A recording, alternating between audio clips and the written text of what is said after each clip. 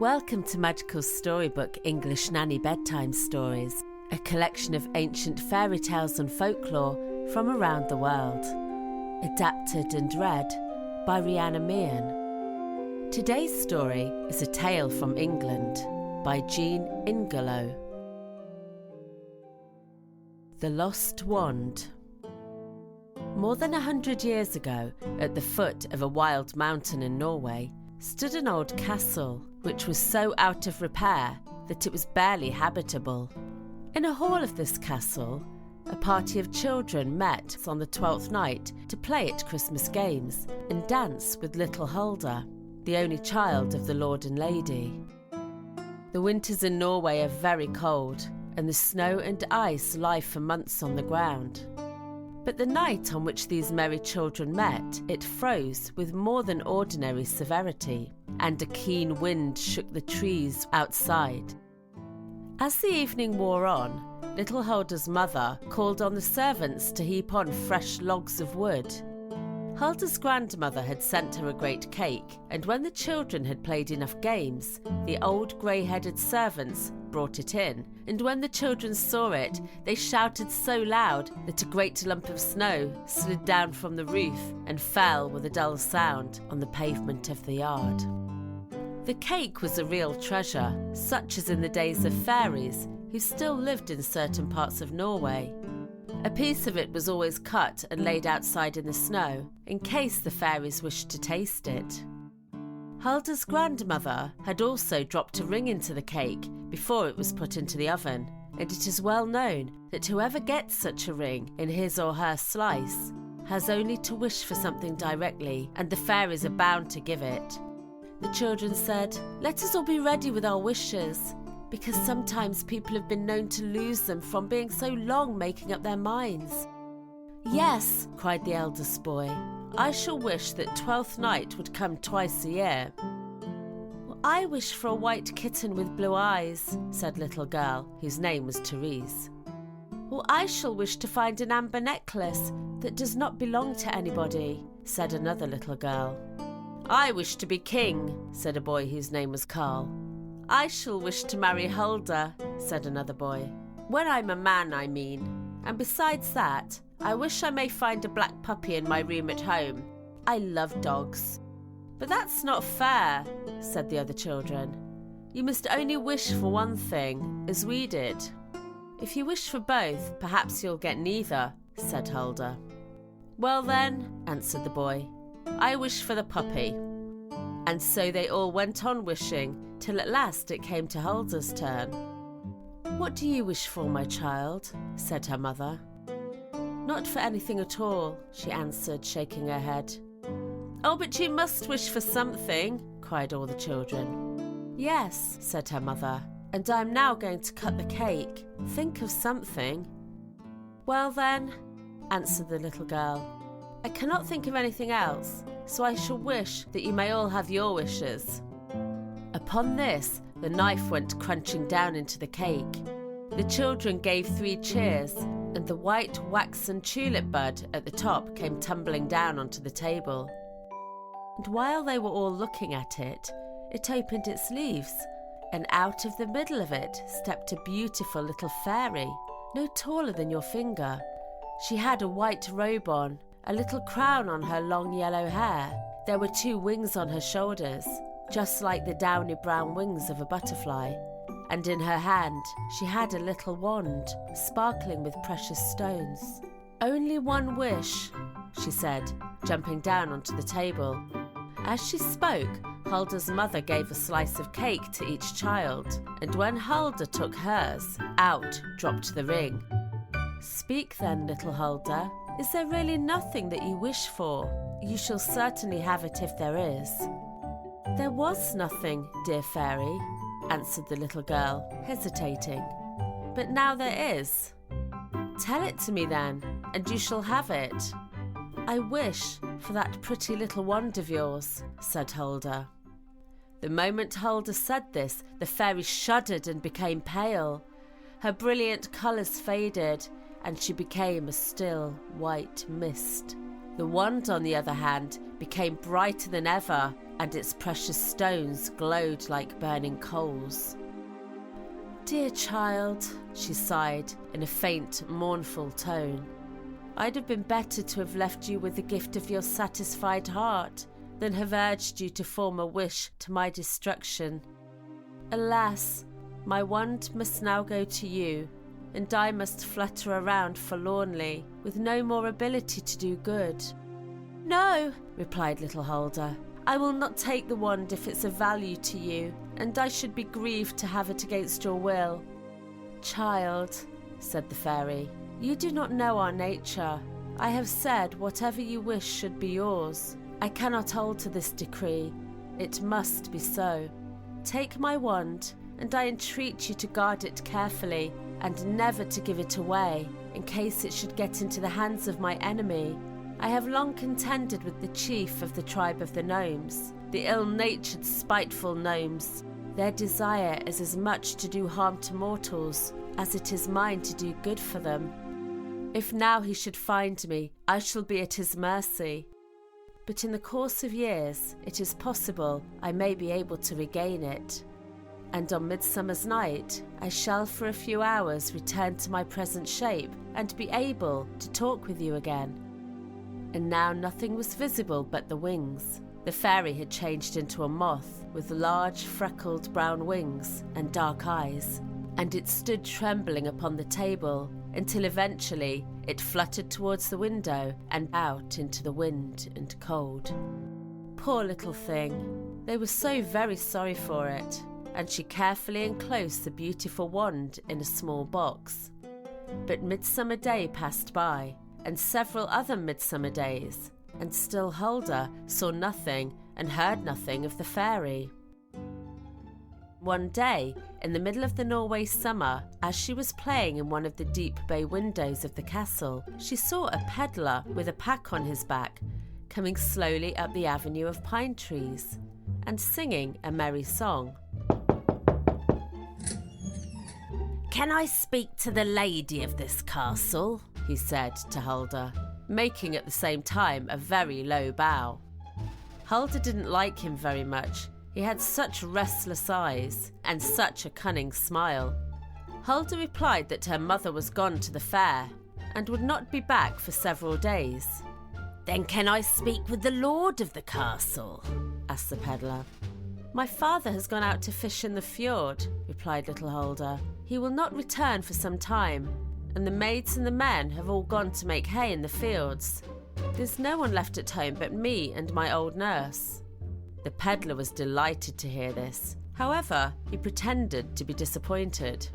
"It is very unfortunate," he said, "that your honoured parents are not at home, for I have got some things here of such wonderful beauty that it would have given them so much pleasure to have feasted their eyes on them. Rings, bracelets, lockets, pictures. There's nothing beautiful that I haven't got in my pack. And if your parents could have seen them, they would have given anything to buy some of them." "Good peddler," said little Hulda, "could you not just let me have a look at them?" The peddler at first pretended to be unwilling, but after he had looked across the wide heath and observed that there was nobody coming and that the hounds by the door were fast asleep in the sun, he began to open his pack and display all his fine things, taking care to set them out into the sunshine, which made them glitter like glowworms. Little Hulda had never seen anything half so splendid before. There were little glasses set round with diamonds and hung with small tinkling bells, which made delightful music whenever they were shaken. There were ropes of pearls. There were rings, the precious stones of which changed colour as you frowned or smiled upon them, and silver boxes that could play tunes, and pictures of beautiful ladies and gentlemen set with emeralds. There were little golden snakes with brilliant eyes that would move about, and so many other rare and splendid jewels that Hulda was quite dazzled. "Well, young lady," said the cunning peddler, "did I boast too much of their beauty?" "Oh no," said Hulda, I did not think that even our queen had such fine jewels as this. Thank you, peddler, for the sight of them." "Will you buy something then from a poor old man?" answered the peddler. "I've travelled a great distance and not sold anything for many days." "I should be very glad to buy," said little Hulda, "but I have scarcely any money, not half the price of these jewels, I'm sure." Now there was, lying on the table, an ancient signet ring, set with a large opal. "Maybe the young lady would not mind parting with this," he said, picking it up. "I could give her a new one for it, of the latest fashion." "Oh no, thank you," cried Hulda hastily. "I must not. This ring is my mother's and was left to her by my grandmother." The peddler looked disappointed. However, he put the ring down and said, "But if my young lady has no money, perhaps she has some old trinkets or toys that she would not mind parting with. Maybe a coral and bells, or a silver mug, or a necklace, or anything that she keeps stored away that is of no use to her." "No," said the little girl. "I don't think I've got anything of the kind." "Oh yes, I have somewhere upstairs a little gold wand, which I was told not to give away." Now this peddler was the fairy's enemy. He was a gnome. He had long suspected that the wand must be concealed somewhere in that region, and he had disguised himself and gone out wandering to try and see if he could hear some tidings of it. The moment he heard Hulda mention her gold wand, he became very anxious to see it. And when his malicious eyes gleamed with delight, they shot out a burning ray, which scorched the hound who was lying asleep close at hand. And he sprang up and barked at him. "Lie down, hound," cried little Hulda. The dog shrank back again, growling. And the peddler said in a careless tone to Hulda, "Well, lady, I have no objection to looking at the little gold wand, to see if it's worth anything." "Oh, I'm not sure that I could part with it," said Hulda. "Very well," replied the peddler, "as you please. But I may as well look at it. It might be worth one of these beautiful things." As he spoke, he began carefully to lock up some of the jewels in their little boxes, as if he meant to go away. "Oh, don't go," cried Hulda. "I'm going upstairs to fetch my wand. I shan't be long. Please wait for me." Nothing was further from the peddler's thought than to go away. And while little Hulda was running up to look for the wand, he panted so hard with fear that he might not be able to get hold of the wand that he woke up the other hound, who came up to him and sniffed his leg. "What sort of creature is this?" said the old hound to his companion, speaking of course in the dog's language. "I'm sure I can't say," answered the other. "I wonder what he's made of. He smells of mushrooms, quite earthy, as if he's lived underground all his life. Let us stand, one on each side of him, and watch that he doesn't steal anything." So the two dogs stood staring at him, but the peddler was too cunning for them. He looked out of the window and said, "Oh, I think I can see the master coming," upon which they both turned to look across the heath, and the peddler snatched up the opal ring and hid it in his vest. When they turned around, he was folding up his trinkets again as calmly as possible. "One cannot be too careful to count one's goods," he said gravely. "Honest people often get cheated in houses like this, and honest as those two dogs look, I know where one of them hid that leg of mutton bone that he stole yesterday." Upon hearing this, the dogs sneaked under the table, ashamed of themselves. "I would not have it on my conscience that I robbed my master for the best bone in the world," continued the peddler. And as he said this, he took up a little silver horn belonging to the lord of the castle, and having tapped it with his knuckle to see whether the metal was pure, he folded it up in cotton and put it in his pack with the rest of his curiosities.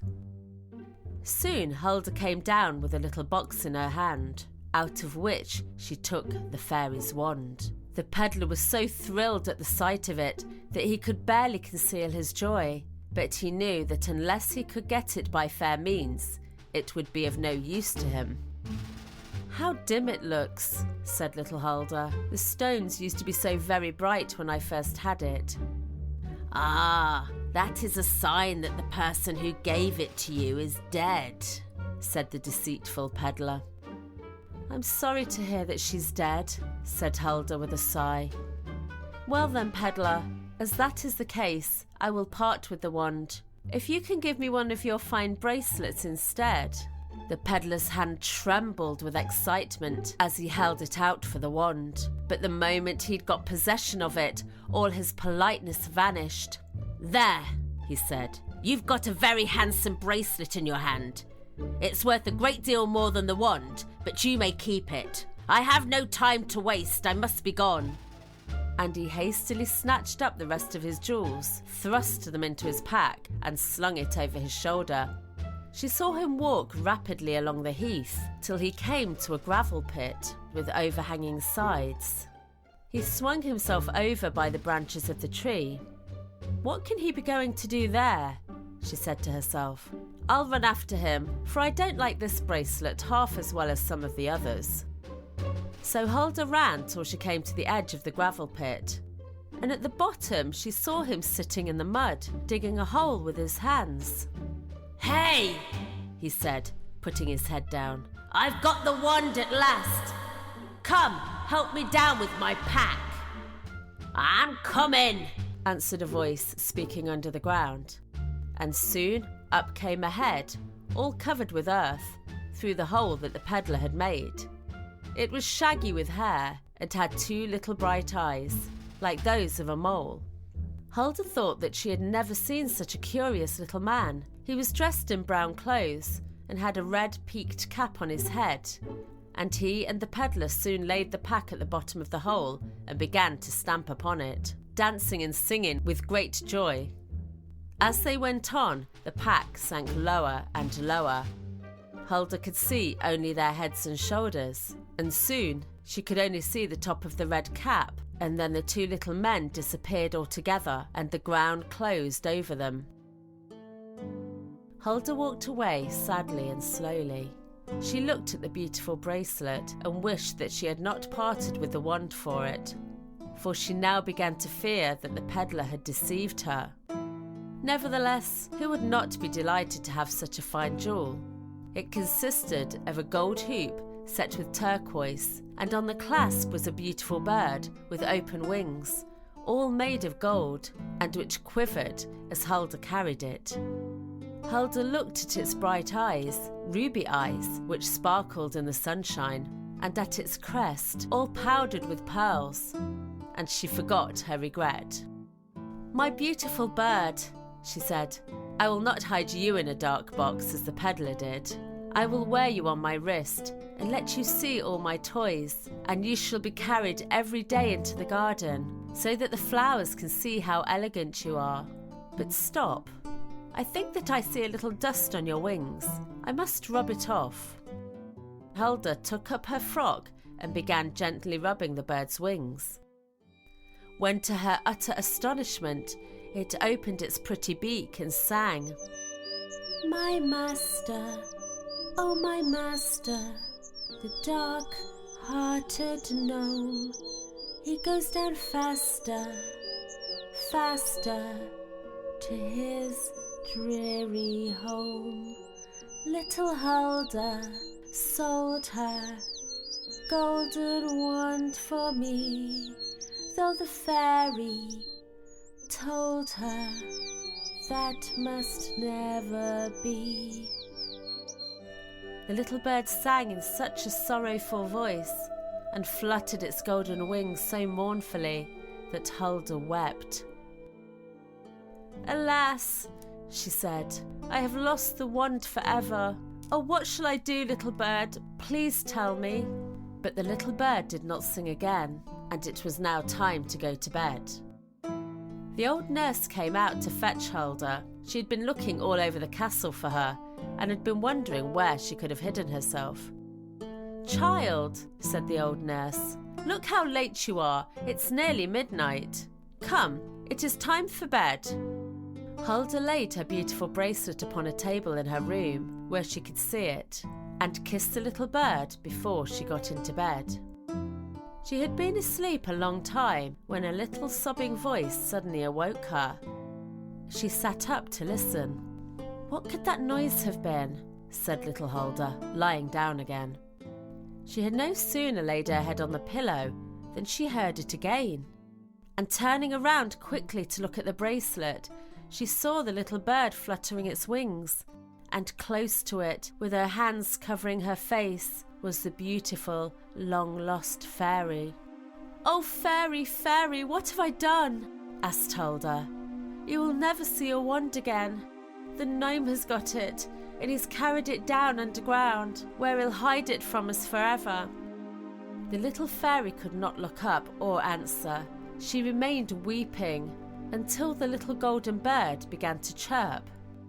"Oh, sing to us again, I pray, beautiful bird," said Hulda, "for you are not a friend of the gnome, and I'm sure that you're sorry for the poor fairy."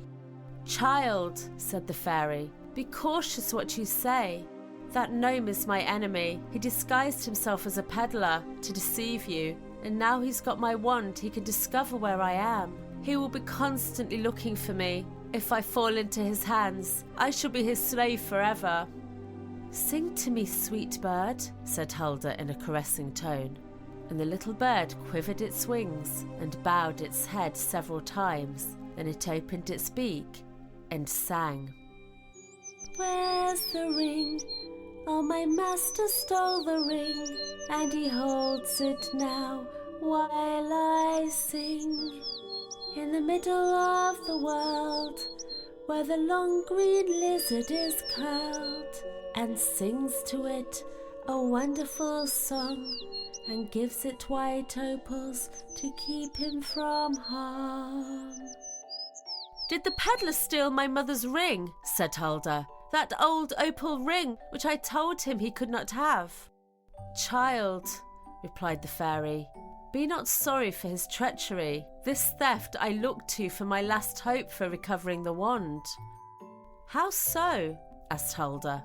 "The gnomes hate one another, and if it should be discovered that he stole the opal ring, they will not fail to betray him. And if, in all your walks and during your whole life, you should see him again and demand the stolen stone, he will be compelled instantly to burrow his way down into the earth and leave behind him all his ill-gotten gains. I must return now, for the birds are stirring. Farewell, little Hulda. Happy for me will be the day when you will see my enemy. Guard well the bracelet. If he is nearby, the bird will warn you by pecking at your hand." "Where am I most likely to see the gnome?" "In the south," replied the fairy, "for they love hot sunshine. I can stay no longer. Farewell." And the fairy again became the moth and fluttered to the window. Little Hulda watched until her pretty wings were lost into the blue distance. Then she turned and looked at her bracelet. She put it on her wrist, where from that day forward she always wore it, night and day. Hulda now grew tall and became a fair young maiden, and she often wished for a day when she might go down to the south so that she might have a better chance of seeing the cruel gnome. And as she sat and worked in her room alone, she often asked the bird to sing to her, but he never sang any other song than the two that she had heard. And now 2 full years had passed away, and it was again the height of Norway's summer, but the fairy had not made her appearance. As the days began to shorten, Hulda's cheeks lost their bright colour and her steps their merry lightness. She became pale and sick. Her parents were grieved to see her change so fast, but they hoped, as the weary winter came on, that the cheerful fire and gay company would revive her. But she grew worse and worse, till she could barely walk alone through the rooms where she had played so happily. And all the physicians shook their heads and said, "Alas, the lord and lady of the castle may well look sad, for nothing can save their fair daughter." the first yellow leaves began to drop and showed that winter was near at hand. "My sweet Hulda," said her mother to her one day, "is there anything you can think of that would do you good, or any place that we can go that you think might revive you?" "I only had one wish," replied Hulda, "but that, dear mother, I cannot have." "Why not, dear child?" said her father. "Let us hear what your wish was." "I wish that before I died I might be able to go to the south and see that wicked peddler, that if possible I might repair the mischief I have done to the fairy by giving her back her wand." So they put her on a pillion and carried her south by short distances, journeying each time only as long as Hulda could bear it.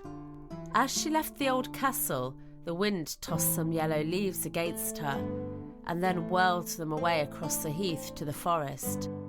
Hulda said, yellow leaves, wither away through the long wood paths. How fast do you stray?" The yellow leaves answered, "We go to lie down where the spring snowdrops grow, their young roots to cherish through frost and through snow." Then Hulda said again to the leaves, yellow leaves, faded and few, what will the spring flowers matter to you?" And the leaves said, "We shall not see them when gaily they bloom, but sure they will love us for guarding their tomb." Then Hulda said, "The yellow leaves are like me. I'm going away from my place for the sake of the poor fairy. If I were to recover her wand, she would come back like the snowdrops when winter is over, and she will love my memory." So they set out on their journey, and every day went a little distance towards the south, till at last, on Christmas Eve, they came to an ancient city at the foot of a mountain range. "Oh, let us stay here, mother, for we're far enough south. Look how the red berries hang on yonder tree, and these myrtles on the porch are fresh and green, and a few roses bloom still." It was so fine and warm that the next day they carried Hulda to a green bank where she could sit down. It was close to some public gardens, and the people were coming and going. She dozed as she sat with her mother watching her, and in her half-dream she heard the voices of the passers-by. Suddenly, a voice which she remembered made her wake with a start, and as she opened her frightened eyes, there with his pack on his back stood the peddler, his cunning eyes fixed upon her. "Stop him!" cried Hulda. "Mother, help me to run after him." "After who, my child?" asked her mother. "After the peddler," said Hulda. "He was here." "Well, she looks like she's only got a few more days to live," said the peddler to himself. "I won't come back until the spring, when she's gone and I have nothing to fear." But Hulda did not die. The soft warm air of the south revived her, and by the end of the year she could walk in the public gardens and delight in the warm sunshine. And by the end of February she was as well as she'd ever been in her life. "The daisies are bound to be growing on Hulda's grave," thought the peddler, "so I'll go up again into the outside world and sell my wares to the people who idle in those public places." So one day, when in the warm climate the spring flowers were already blooming on the hillside, up he came, close to the ruined walls of a castle, and set his pack down beside him to rest after the tiredness of his journey. "Ah, this is a cool, shady place," he said, looking around, "and these dark yew trees conceal it very well from the road. I shall come here in the middle of the day, when the sun is too hot, and count my money.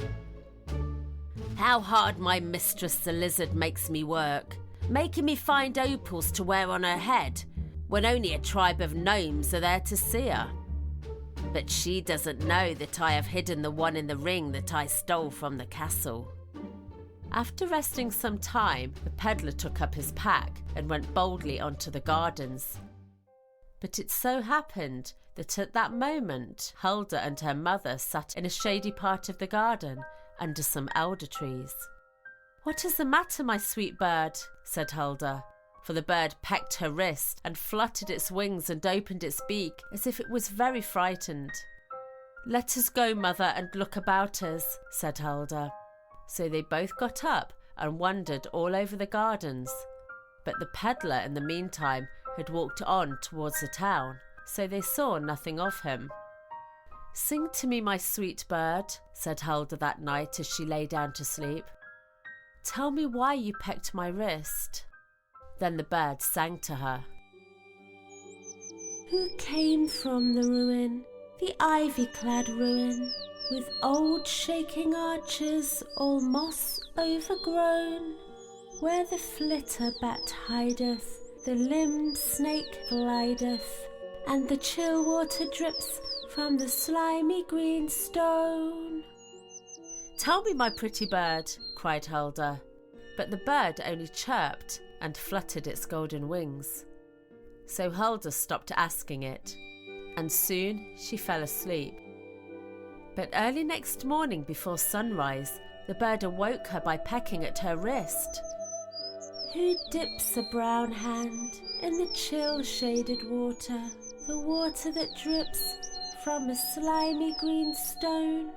Who flings his red cap at the owlets that flap their white wings in his face as he sits there alone?" Upon hearing this, Hulda rose in a great haste and dressed herself. Then she went to her father and mother and begged that they would come with her to the old ruin. All three of them set out together. They had not gone far before they found themselves in a crowd of people, all going towards the castle ruin. For there, they told Hulda, the famous peddler from the north, who sold such fine wares, was going to perform some feats of juggling. "Child," whispered Hulda's mother, "nothing could be more fortunate for us. Let us mingle with the crowd." They went among the fruit women, the peasant girls, the children, travelling musicians, common soldiers, and labourers. And at last, Hulda and her parents walked towards the old ruin. They heard the peddler shout to them, "Keep back, good people, and leave a large space between me and you." So they pressed back again, jostling and crowding each other, and left an open space before him, from which he could look at them with his cunning black eyes. With one hand he was dabbling in the cold water of the spring. The place was open to the sky, and the broken arches and walls were covered with thick ivy and wallflowers. The peddler sat on a large grey stone with his red cap on, and his fingers adorned with splendid rings. And he spread them out and waved his hands to the people with an over-the-top flourish. "Now, good people," he said, without rising from his seat, "you are about to see the finest, rarest and most wonderful exhibition of conjuring and juggling that you have ever known." "Stop!" cried a woman's voice from the crowd, and Hulda rushed forward, seizing him by the hand. "I impeach you, peddler, before all these witnesses. Where's the ring, my mother's ring, which you stole on Midsummer's Day in the castle? See justice done, good people," she cried. "Good people," said the peddler, pulling his red cap over his face and speaking in a mild, fawning voice. "I hope you'll protect me. Surely you won't see me insulted." My ring, cried Hulda. "He wore it on his finger." "Show your hand like a man," said the people. "Don't be so cowardly." The peddler kneeled down, and when the people cried out to him to let the rings on his hand be seen, he buried them in the earth, ready to escape. "Oh, he'll go down into the earth," cried Hulda. "But I will not let go. Peddler, it is useless. I will not let you go." The peddler turned his terrified, cowardly eyes upon Hulda and sank lower and lower. "Stop, child," cried her mother. "He will go down and drag you with him." But Hulda would not and could not let go. The peddler had now sunk up to his waist, and in an instant the earth closed upon them both. After falling into the dark down a steep abyss, they found themselves in a dimly lit cave with a large table in it piled with mouldy books. Behind the table was a smooth and perfectly round hole in the wall, about the size of a cartwheel. Hulda looked inside and saw how intensely dark it was, and she was just wondering where it led when an enormous green lizard put its head through into the cave. "What is thy demand, fine child of the daylight?" said the lizard. "I demand that your servant should give me a ring which he stole in my father's castle when I was a child." The peddler fell on his knees and began to cry for mercy. "Mercy rests with this maiden," said the lizard. At the same time she darted out her tongue and with it stripped the ring from the gnome's finger and gave it to Hulda. "Speak, maiden, what do you demand of this culprit? What shall be his punishment?" "Let him restore to me a golden wand which I sold to him," replied Hulda, "for it belongs to a fairy whom he has wronged for so long." "Here it is," cried the cowardly gnome, putting his hand into his shirt and pulling it out. "Oh, don't let me be banished from the sunshine." "After this double crime, no mercy can be shown you," said the lizard, and she twined her scarlet tongue around him and drew him through the hole to herself. "You'll be kept down here where I can keep my eye on you from now on. Oh, this isn't fair." A crack appeared in the roof of the cave, through which the sunshine beamed, and as Hulda looked up, in flew a brown moth and settled on the magic bracelet. She touched the moth with the wand, and instantly it stood upon her wrist, a beautiful and joyous fairy. She took her wand from Hulda's hand and stood for a moment without speaking. Then she said to the wand, "Art thou my own again, and will thou serve me?" "Try me," said the wand. So she struck the wall with it and said, "Cleave, wall," and a hole appeared in the wall, large enough for Hulda to creep through. She found herself at the foot of a staircase that had been carved into the rock, and after walking up it for 3 hours, she came out into the old ruined castle. The moment she appeared, her father and mother pulled her into their arms and wept for joy. All 3 of them walked home in the twilight.